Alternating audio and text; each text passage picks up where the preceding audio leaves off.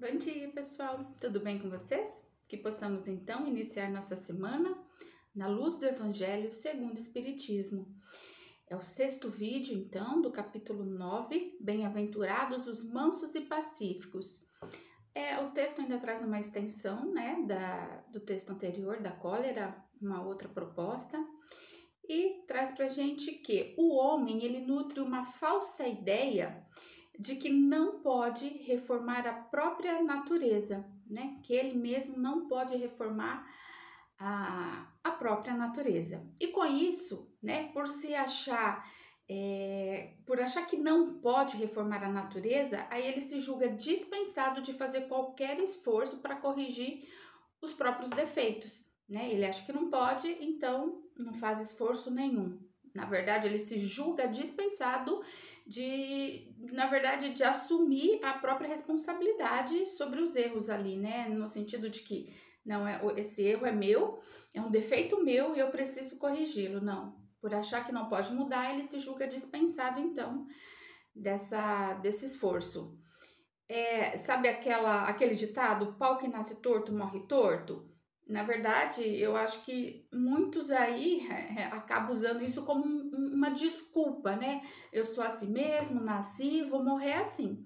E na verdade não é dessa forma, né? Eu vim, então, de repente, até para isso. Eu tô aqui, então, peraí, o que eu preciso corrigir? Quais são os meus defeitos? Qual é a reforma íntima que eu preciso fazer em mim? Eu não estou dizendo que isso é um processo fácil, porque não é. Mas ele reconhecendo isso já é um passo adiante, com certeza. É assim, então, por exemplo, que o homem inclinado à cólera se desculpa quase sempre com o seu temperamento, né? Eu sou assim mesmo, me desculpa. E não é por aí. Então, em vez dele se considerar culpado, responsável, na verdade, por seu temperamento, por seu comportamento, ele atribui isso ao seu organismo. Se ele atribui ao seu organismo, ele está o quê? Acusando a Deus, né? Pelos próprios defeitos. Isso está totalmente inadequado. É ainda uma consequência do orgulho que se encontra mesclado a todas as suas imperfeições, né? A pessoa é tão orgulhosa que ela acaba não querendo ver que aquilo é dela, é um erro dela, é a responsabilidade dela, né? Esse temperamento, esse comportamento colérico e tudo mais. Peraí, eu tenho que olhar para isso. Tenho que olhar para mim. A gente está falando do colérico, mas aí qualquer questão, tá? Que precisa ser corrigida. Claro que existem, né?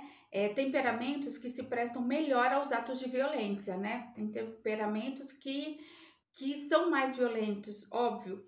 Como também existem músculos mais flexíveis que melhor se prestam a exercícios físicos, né?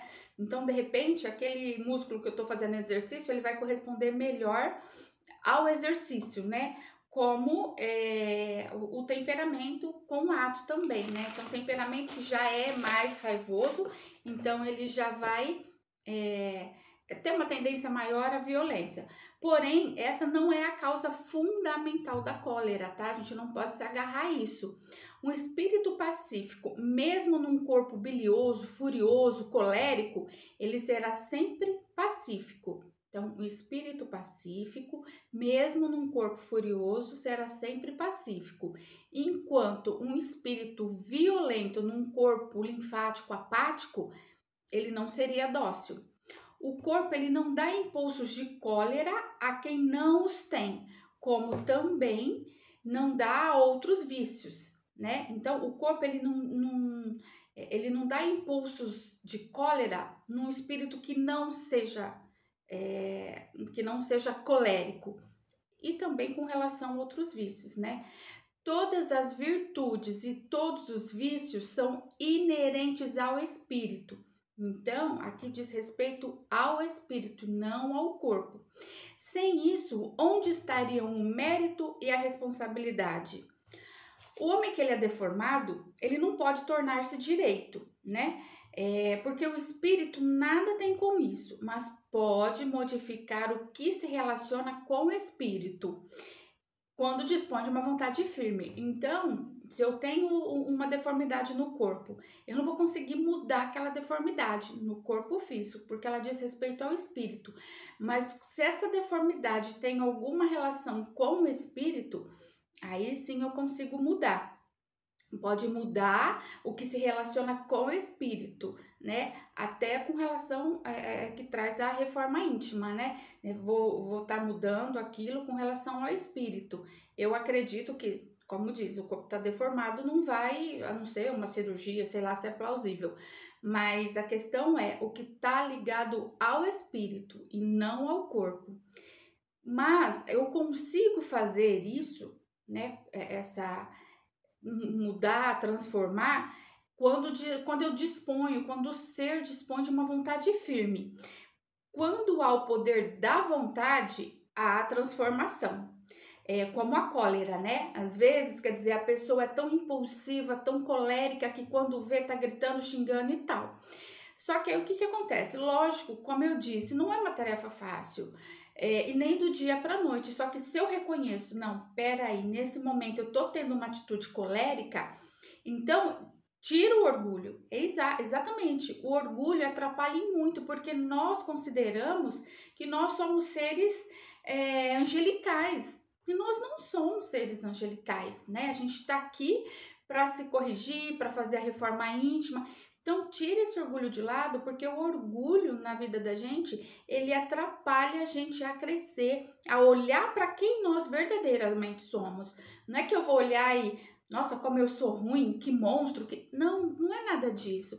Mas é olhar para dentro de mim e olhar que sim, que eu sinto raiva, que eu tenho temperamento colérico, que eu sinto ódio, que eu sinto inveja, que eu sinto ciúme, e tá tudo bem. Tá tudo bem no quesito, no sentido como? No sentido de que, ok, eu sinto tudo isso, então eu vou aceitar que eu sinto e mudar, né? Porque o primeiro passo para a mudança é aceitar que eu sou assim. Porque se eu não aceito, peraí, não, eu não sou colérico, não, eu não tenho raiva, como que eu vou mudar? E aí o que acontece? Muitas vezes é o orgulho que a gente, né, entra, não, imagina, eu não. Então, peraí, vamos olhar, como se eu estivesse olhando para o espelho e ver exatamente o que eu estou refletindo, e ver exatamente o que está ali do outro lado, porque a gente também procura se esconder. Então, a gente tem que ter um olhar muito amplo, muito aberto para dentro de nós, para as nossas atitudes. Como eu disse, o texto aqui está falando da cólera, mas isso, gente, para qualquer situação, para qualquer questão. Você entendeu?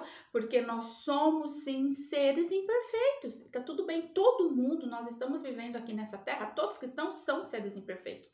Então, tem algo para corrigir. Salvo, não sei se eu posso dizer, alguém que esteja em missão. Mas isso é uma outra questão, para um outro estudo.